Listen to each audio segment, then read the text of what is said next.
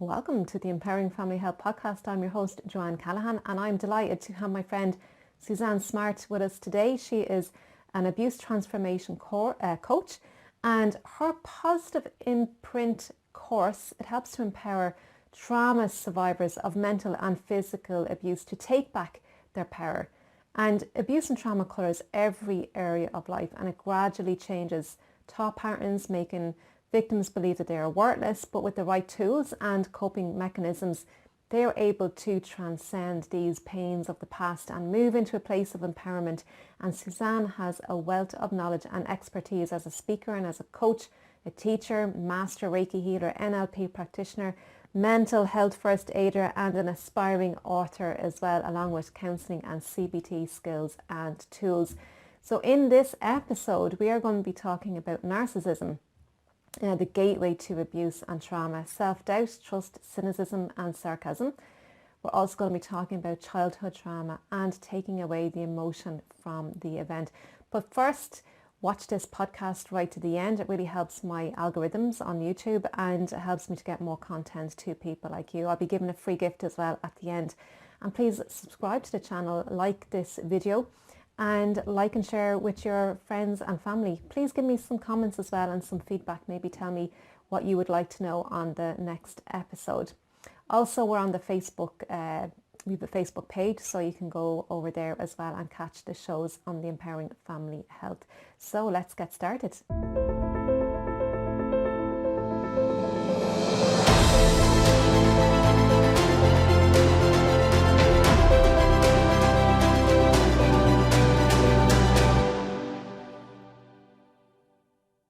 Suzanne, you're very welcome to the podcast. Thanks, Joanne. It's lovely to be here. So great. And Suzanne, we're going to unfold a lot of information all around trauma and struggling and anxiety and all that stuff. And there's so many people that's experiencing that, you know, at some stage or other throughout their lifehood or maybe constantly. So we're going to dive into all that, and you're the expert in this area. So before we begin, Suzanne, can you tell us a little bit about your background, who you are and why you're so passionate about this work? Okay, so my background I've created a program to help people to overcome the stresses and the anxiety and the triggers that happen with trauma. And that came out of my own need really to leave a second very traumatic toxic relationship. Once I then kind of developed this and helped myself out and healed myself, I thought, you know, I've got something here that's like gold. I can help others with it. And you know, as I kind of got to the end of creating the program, got myself out and really started to shine and actually tell my story, it kind of drew other people to me who then came and tried this program, and wow, it worked. So that's how that came around. And then I kind of redeveloped it and tweaked it until it is, you know, it became the program that it is now. Yeah, and we were talking before, Suzanne, a few days ago, and you were telling me the story, you know, your whole story and why you chose to help other people. And one of the things that you said to me, Suzanne, was you were just like falling prey to it. You didn't even realize that you were in this situation. I think that's true for a lot of people. I think that's very true for a lot of people. And it begins with narcissism, I believe, is the gateway to all of that, because it's the narcissism that gets in and sits in your head, you know, those voices telling you that you're not enough, that, you know, you're not pretty enough, you're not bright enough, you're not intelligent enough, you know, you're not enough of anything. And yeah, and it I could almost pinpoint it back to when I was first, the second time when we were first together, and what happened, oh, I know, I said, oh, I think I was going shopping for some shoes, and the reply was, why have you found extra space on the bedroom floor? And I thought, what a weird thing to say, you know, but I pinpointed it back to that particular statement there or that question. And then I would say something, and then all of a sudden it was what my statement would be met with a question. So me being the inquisitive person, I would ask myself, oh, is that right? And it kind of started like that. And it just starts with that little self-doubt. And before you know it, you doubt yourself on everything. So somebody else is making those choices for you. Yeah. And because it's a gradual process. Yes. And it's so gradual, you don't notice. That's it. And what I could hear as well there is like cynicism, like sarcasm. Yes, absolutely. Yeah. So that's something that's present there. Yeah. So you were in a couple of relationships, and I mean, the first one finished and you went into another one thinking it was going to be better. Yeah. But the same behaviors kind of came with you. Why did that happen? And why does that happen in so many relationships, so many people? I think in my experience and in the experience of other people I've spoken to, when you meet somebody else, you're still wondering if you can trust yourself, if you can trust other people. And when they ask you, so how come you're single? What happened in your last relationship or other relationships? I think if you let on too soon that you've been through this kind of toxicity, that it puts in their mind, yes. So, they know that you are susceptible to that. And I call, they come like wolf in sheep's clothing. Yeah. And, everything is wonderful. You're swept off your feet. Nothing is too good for you. And, anything you want is right there until, after maybe a couple of months or a couple of years of living together. And then all of a sudden, those cynicisms and, the sarcasm and it's everyday life, isn't it? And you expect it, and it's natural, and you just put up with it, you tolerate it. Okay. Yes. And you can keep asking yourself those questions. Oh, am I doing the right thing? Am I here again? No. It can't be. I couldn't be so stupid as to be here again. Yeah. You start doubting yourself again. Yeah. And then it gets to a place like we do whatever we need to do to keep the peace, to keep the other person happy, and it's always about the other person then. Yeah, it is. For a long time I realized I'd swallowed a lot, and normally I'm very outgoing, and if I see something wrong, I'm a champion for that, and I'll be there and I can stick up for myself. But none of that happened. And then I found that the more that I not argued, but the more that I kind of put my point across, is the more that that the more outbursts would come, and then it would be, look what you've done now, you made me do this, you got me angry, so okay, so I won't get you angry next time. And you end up treading on eggshells. That's it. Trying not to upset the apple cart, and then there's no way that you can ever do that, because you're not playing by your rules, you're playing by somebody else's rules. They may come up as they go along, and you sit there think, oh gosh, if I hadn't said this, if I hadn't done that, or maybe if I had done that instead. And you have this constant battle with exhausting, Suzanne. Yeah, it is exhausting. And I think that's what happens. It just wears you down in the end. Yeah, and then you don't believe in yourself, and you feel worthless, and you don't deserve anything, and all these feelings, I suppose, kind of come in, that goes with it, and that carries with you through life, doesn't it? It impacts you, like not just in that relationship, but then when you go outside and you meet society, and and then everything. It colours absolutely every area of your life. And I go out with the mask on, with the smile on my face. Yeah, that's it. But inside, I was dying. Yeah. For years I was dying. Other people, you could be walking around the street, as you say, and this could be for many people walking around, and they don't want people to know as well. Like, I suppose there's an element of shame, maybe, that, like that you got into this relationship, you made your bed and lying at these kind of comments.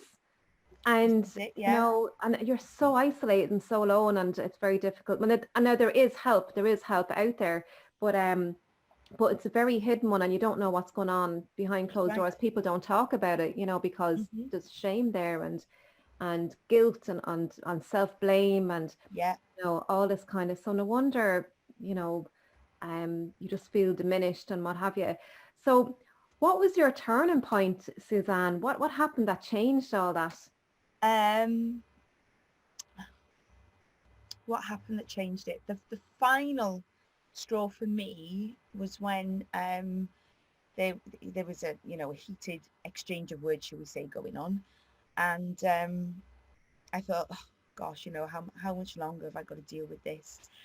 And my daughter, one of my daughters, came in to the room we were in. We were in the kitchen, and you know, at that time, my ex-husband kind of went for me, and as he did, my daughter came between us, Oh and yeah. said, you know, Yeah. and I thought, nah, that can't happen. That, you know, as soon as it involved the kids, that was it, and that was my catalyst then to say, right, it's time to go, and that's when I left. Yeah, that's Yeah. so great. And right now, Suzanne, we're, you know, we're living in a world right now where there's a lot of stress, a lot of strain, a lot of struggle, worries, concerns, all that stuff. So it can really impact on people in those relationships right now. And even, you know, like any kind of emotional trauma, you know, it could be an instant or an event or something, you know, and um, it can impact because I suppose you're easily triggered or you don't feel safe. It's really a safety thing, isn't it? It is. This It whole, very, yeah. can you tell It us is very much a so. little bit about you know, emotional trauma? What is emotional trauma? I know there's physical trauma as well. What is emotional trauma? And can you give us some examples of where it comes from, you know, and what kind of things, you know, you can have an emotional trauma from? Yeah, sure. Okay. So, emotional trauma is basically when your emotions are involved in something that is devastating. So, it could be an accident. So, you know, on a worldwide scale, you could say to people of my mum's generation, where were you when Kennedy was shot? And they will know exactly where they were, exactly Mm. what they were doing. You know, they can say who was there with them. My mum can tell you she was in the front room, she was sweeping, because they did that then. Yeah. In the olden Yeah, days. yeah. She was pregnant with me, and so that gives you an idea of how old I am. She was pregnant, she was sweeping the front room, and it came onto the TV, and she had to hold on to the corner of the settee to steady herself because she felt that, you know, Wow. traumatized by it. It kind of this day and age, you've got 9/11. You know, people knew exactly where they I were, did. Yeah, I and knew. yeah, Yeah. and those images, you know, people falling, and you know, that's something you don't forget. So anything like that, it kind of takes a snapshot and stores it in your memory. Once you have gone through lots of these different snapshots, they kind of build up and you form a like a little case around them. And in the case of being traumatized by other people, bullying, or, you know, toxic relationship, like I said earlier, you tend to swallow things instead of voicing them, Yeah. and you know, you do lose your voice, and it's just a continuance of the shame and the guilt and the anger and that self-loathing, and you know, all these negative emotions. They just get compacted until they kind of just sit there. It's like a ball of cement just sat there. Yeah. And if you don't deal with the effects of those, what happens is, over time, they become fear, they can trigger fear responses. So, or reaction, sorry, not a response, a reaction. So, it could be triggered by a smell. For me, it was the car engine. Wow. Okay, whenever I heard a particular car engine, it was an Audi. Whenever I heard that particular car engine, that was it. I could go from, you know, being really happy-go-lucky and laughing and joking. I could hear that, and in a second, You're you just straight back. feel that it's a chemical reaction. Mm. It happens involuntarily within, and it starts at your toes and comes all the way up. Sometimes it stops at your stomach, sometimes it will stop at your chest, other times it will stop here, and other, some people can be physically sick. And I used to go from being quite normal and happy to just a quivering wreck on the floor. And another one is key in the door. Every now and again, even now, if I'm if I'm the only one at home and there's a key in the door, I still kind of go, ooh, and oh no, it's fine. But for that split second, it kind of gets automatic reaction. Yes, yeah. So I don't get the fear response from it anymore because I've dealt with that. Brilliant. But it's still, makes my ear pick up. Yeah. So it's an automatic reaction, and it's coming from like a survival safety. Yeah, it is. Your body is like, it's natural. It's natural. Once upon a time, it used to save us from the dinosaurs and from wild animals when we lived like that in the wild. So it is a safety mechanism, and you either get fear, flight, or freeze. Very often, I would freeze. The whole nervous system is, it sounds like it's just really overwhelmed, like in intent, like from 0 to 10 in a second. Instant. And like I said, it's involuntary, so you have to take away the importance. You have to take the emotion away from those events, and then you can start to look on them as events rather than things that happen to you. And just to say as well, when you were talking about the nervous system, and like thousands of years ago when we were running away from the tiger or whatever, and we went back to our normal things, so the stress response dissipated in the body and we went back to normal. But nowadays we've so many traumas, if you like, and they could be small traumas, big traumas, and as you say, it's the event, what was it you said? It's the emotion that you attach to the event. The emotion that you take the emotion out away, and you just have an event then.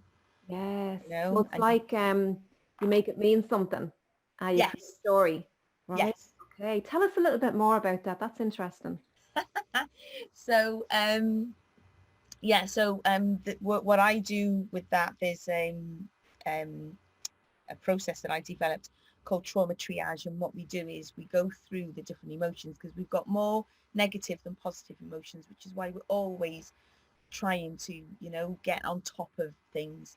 If it were more positive than negative, it would be the other way around, but there aren't, unfortunately.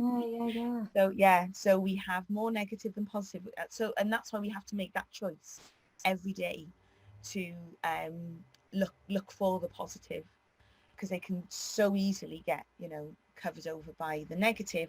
And then we have things like the news, things like stresses and strains, like you say, of everyday life, that there's the bills to pay, and right now with this pandemic going on, and lockdown, everyone is so uneasy right now, very strange times. So trying to stay on top of your kind of positive emotions all the time, trying to stay up there, it can be exhausting. But with the trauma triage, what I do is go through all the different emotions, and we pinpoint different times and look at the timestamps. And then what we do then is you put the meaning into it, the client will put the meaning into it, because very often you've got what we would call positive emotions, but they're seen as negative depending on the situation, and the other way around, you'll have negative that are seen as positive in certain situations. And then it's kind of working out which is which. Do you want to switch any around? And then we look at the events that they tie them to, and then you can then take the negative out of those events. Because very often, if you have, for instance, my favorite quote for this is, or example, is going away on holiday. And if you're going away on holiday with a narcissist or an abuser, somebody that blows up, everything is fine. If you go on a 7-day holiday, everything is fine till day 5. And then day 5, something will happen. It will all blow up, and you're left with this fallout from, an argument or an attack.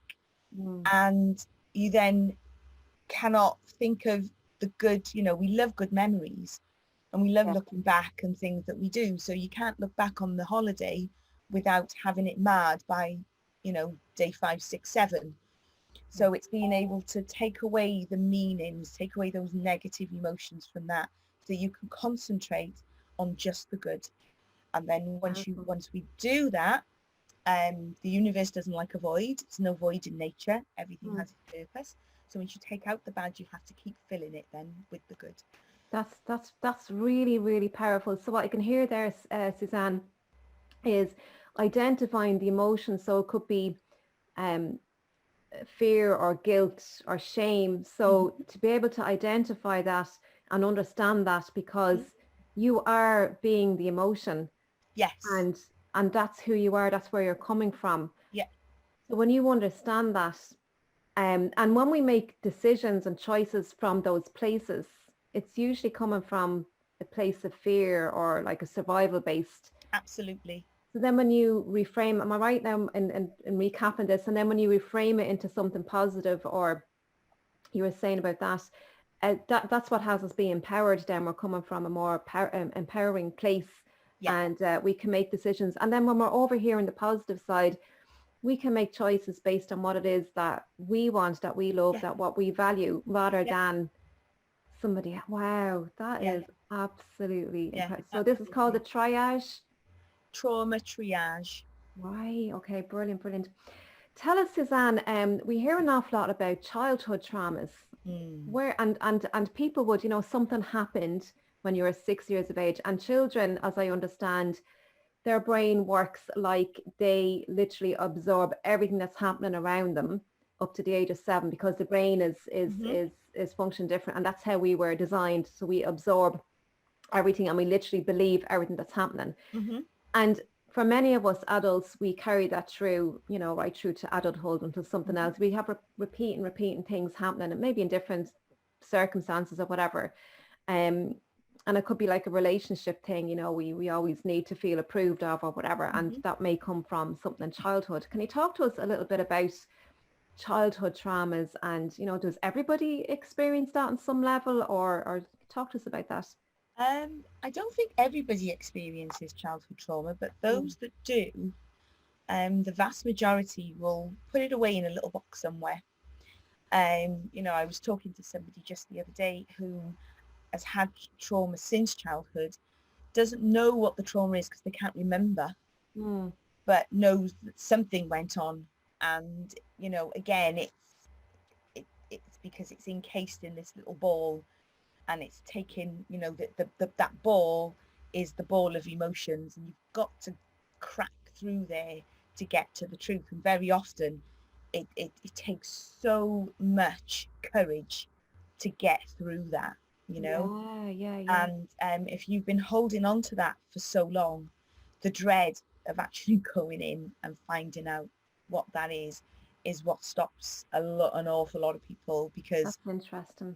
It's just that they don't have that capacity. It reminded me of just when you were saying that, Suzanne, when I was 6 years of age, something happened, right? And I'm actually writing my book in January next year. I'm going to be starting to write my book, right, on my story.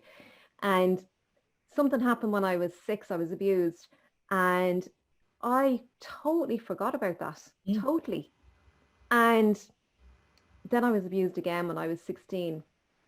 And something else, I think it popped up when I was in my 20s, that I started remembering what happened when I was 6. So I think the body, I don't know, it's obviously what you were saying, but it's too painful to bring it up again, and it's suppressed. And maybe when the body, and that's the reason why, I suppose, is it? That's the reason why we suppress it, we totally forget about it, because the body or the mind is not able to deal with it. It's too painful. Can't process it. Yeah. Sometimes there comes a time where, a little chink will open, and you do begin to process it when your mind is mature enough to do that. But until you're ready, it can be the most painful thing on earth.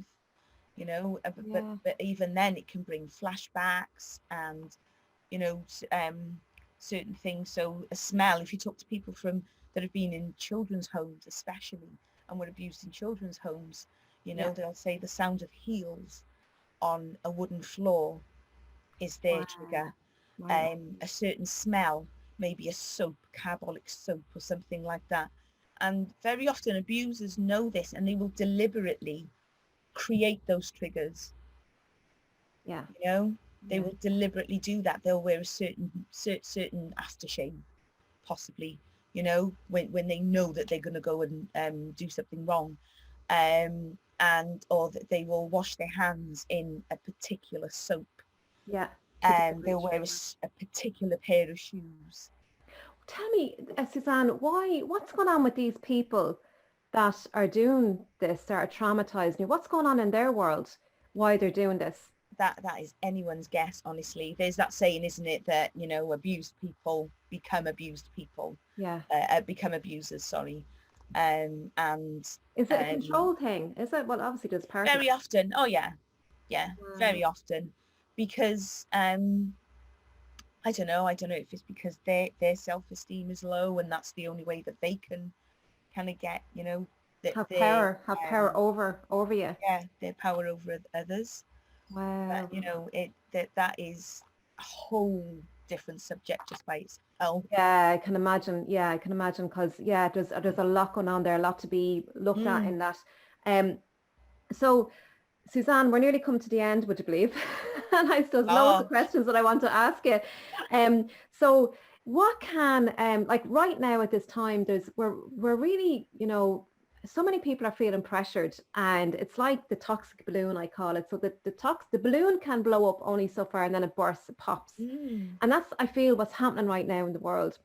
So, you know, a lot of truths have been exposed, a lot of people are being absolutely. exposed, Yeah.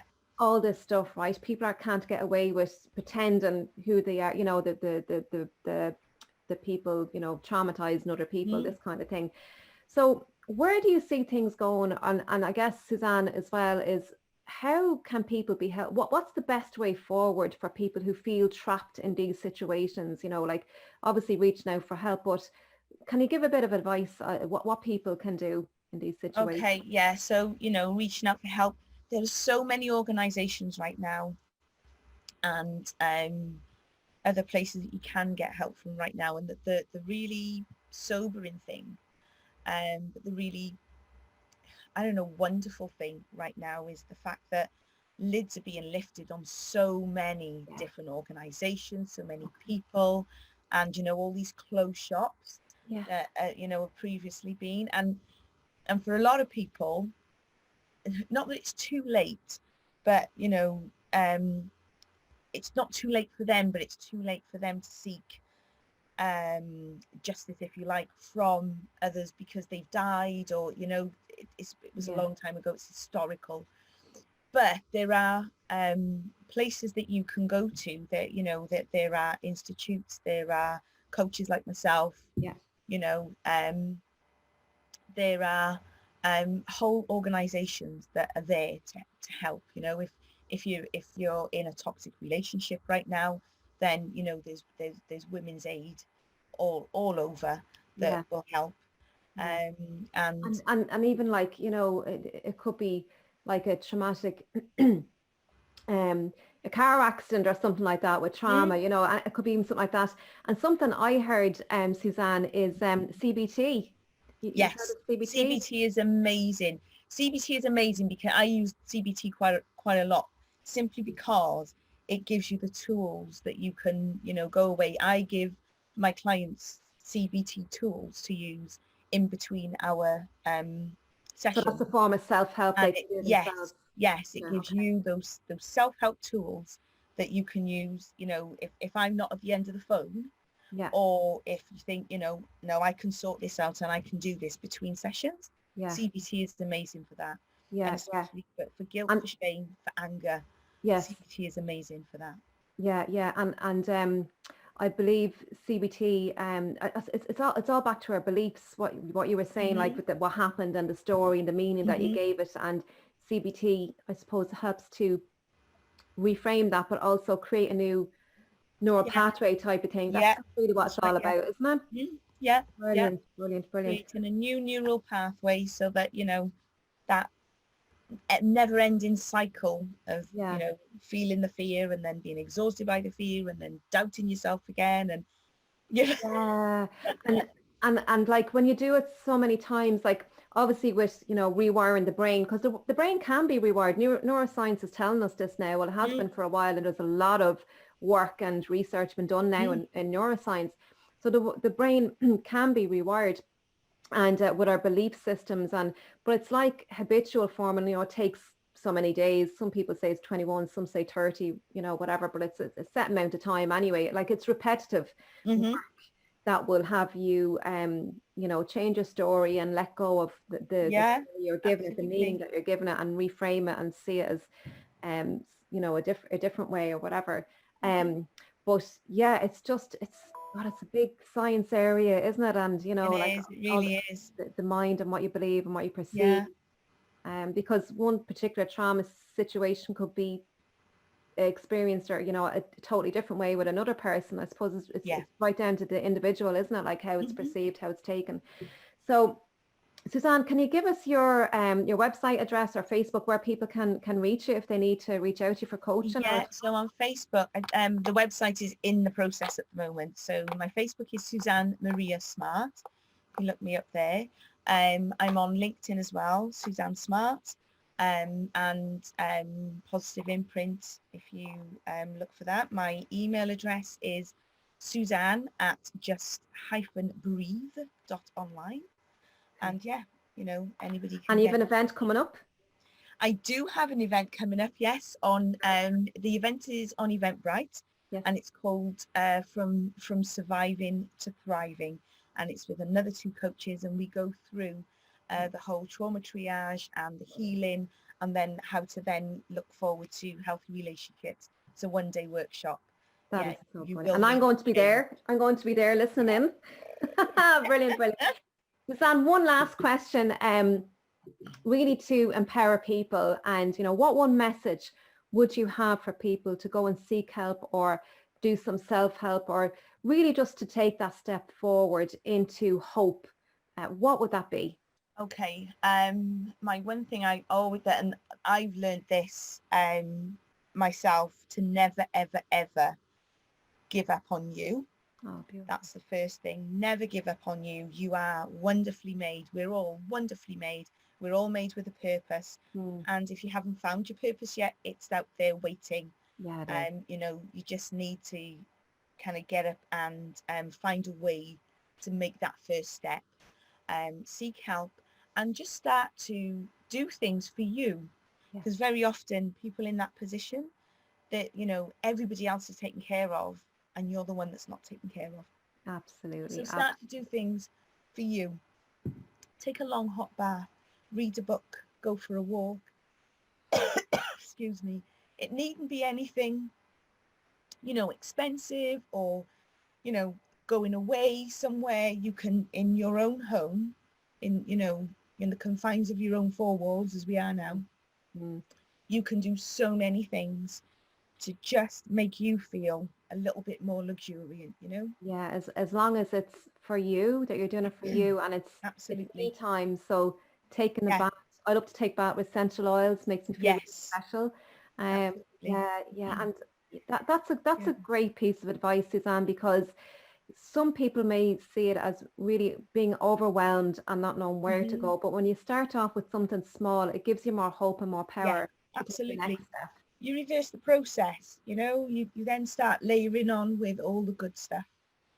Take yourself on a date. Yeah, It could absolutely. be for a half-hour walk, but it's your date. It's you spending time with you. And the more time you spend with you, you get to understand what makes you tick and how you think and what you want in life. The more you put in is the more that's going to come out. And the more you do things like that, Suzanne, the more you appreciate yourself and start to love yourself and value yourself. And yeah, absolutely. That's so you fill your life cup. So if you fill your life cup, it overflows. You give from your saucer, not from your own personal resources, and then you've got plenty to give without taking from yourself. Yeah, Brian, that's beautiful, beautiful, beautiful. Suzanne, we're at the end. Thank you so much for sharing your own life story and giving us some tips and advice. I really, really appreciate it. It's really valuable because there's so many people out there in the world, Suzanne, who need hope, hope to, to move forward in life and become the best version of themselves. And there's so much waiting out there for everybody. And as you say, everyone has a life purpose. We may not realize it. And a lot of people, don't really know exactly what that is, but it's there. And when you connect with that and align with it, oh my God, because really at the end of the day, we want to live a fulfilled, happy, healthy life. We really do. And there's nothing like it when, when that penny drops and, you can feel that you're in your space, you're forever in that ray of sunshine. There's nothing like it. So powerful, beautiful, beautiful. Suzanne, thank you so much. Have a wonderful day and we will talk to you again soon. Yeah. My pleasure. Thank you. Thanks, Suzanne.